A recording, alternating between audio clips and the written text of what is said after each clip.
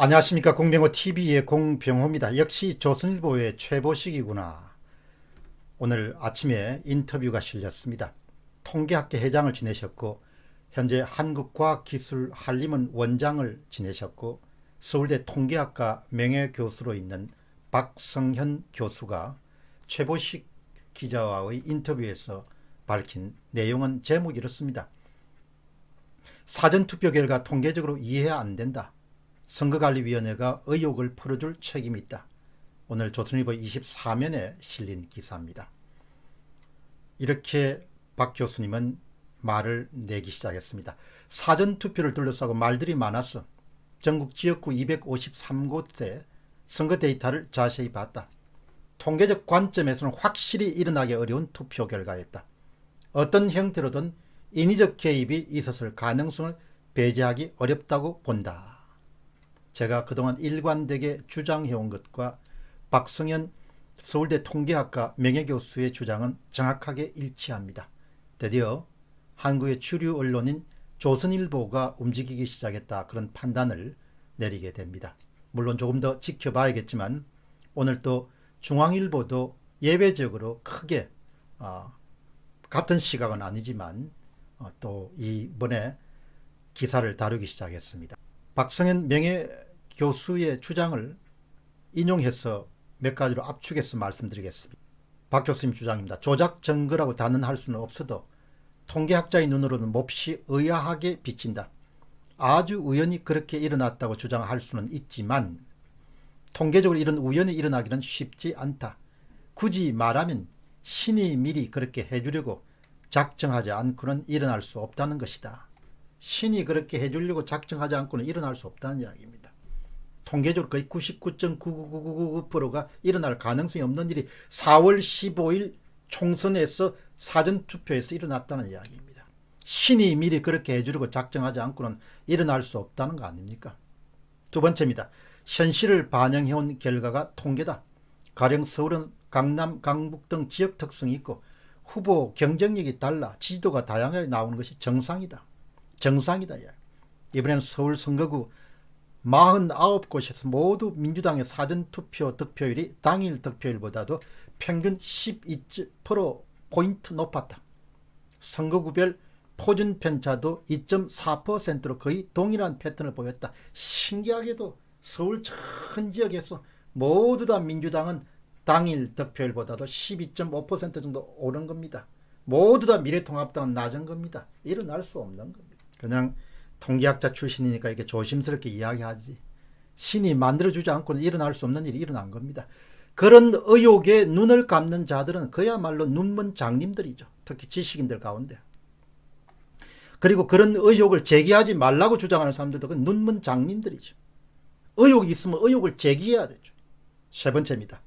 더 세부적으로 서울의 424개 동단위에서도 한 곳 예외 없이 민주당의 사전투표 득표율이 당일 투표 득표율보다 높았다. 동별로 특색이 있는데도 일률적인 결과가 도출됐다. 통계적으로 도저히 발생하기 어려운 것이다. 이런 것을 왜 못 보냐 이야기. 이런 진실을 왜 못 보냐 이야기. 조작된 결과고 인위적인 결과고 만들어낸 결과고 제조한 결과란 겁니다. 원로 교수가 무슨 이익이 있어서 그런 이야기 하지 않을 거 아닙니까? 박성현 서울대 통계학과의 명예교수 주장입니다. 그렇게 주장할 수 있다 하지만 당일 투표에서 민주당이 45.6%, 통합당이 46%였다. 당일 투표 결과는 민주당 123명, 통합당 124명, 무소속 5명, 정의당 1명이 이겼다. 그런 민심이 사전투표함을 열자마자 민주당 163석, 통합당은 84석을 바뀌었다. 사전투표에서 현 정권을 지지하는 민심이 먹구름처럼 뒤집혔다고 가정하자. 그러면 4, 5일 뒤에 당일 투표에서는 갑자기 왜 이런 민심이 바뀌었는가 설명이 안 되는 것이다. 2800만 정도의 모집단이 있고 거기서 1100만 정도의 사전 표본 집단이 있고 당일 선거 표본 집단이 있다. 모든 한 500만, 1000만 정도 되면 모집단이나 사전 집단인 간에 다 동일한 특성을, 통계학의 기본 가운데 기본이지 않습니까? 숫자가 늘어나게 되면 점점 평균치에 접근하지 않습니까? 그래서 내일은 수학 선생님을 모셔가 인터뷰를 가질 예정입니다. 다시 또 박성현 명예교수 다섯 번째 주장입니다. 50대 이상 그룹에서 정부 여당을 지지하는 이들만 사전투표를 했다고 할 수 없다.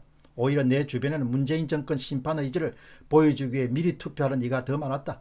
무엇보다도 사전투표 뒤에 4, 5일 만에 표심이 왜 그렇게 바뀌었는지 설명이 안 된다. 표심이 바뀐 게 아니라 개입이 됐다는 겁니다. 개입이. 어떻게 됐냐? 그건 이제 앞으로 밝혀지겠죠. 지금 가설이 많이 나오지만 그건 검찰 수사에 관한 영역이지 우리의 영역은 아니다는 거죠. 다만 우리는 이런 가설을 주장할 수 있죠. 6번째, 박성현 명예교수 주장입니다.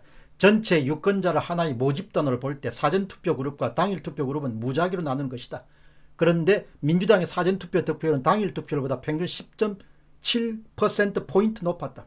반면 통합당은 당일투표보다 11.1%포인트 낮았다. 거듭 말하지만 4, 5일 간격으로 투표 성향 차이가 10%포인트 이상 크게 날 수 있다. 절대 일어날 수 없는 거. 절대 일어날 수 없는 겁니다. 모집단과 거대한 표본 집단들이 어떻게 그렇게 며칠 만에 바뀔 수 있냐. 개입이 됐다는 겁니다. 마지막 6번째입니다.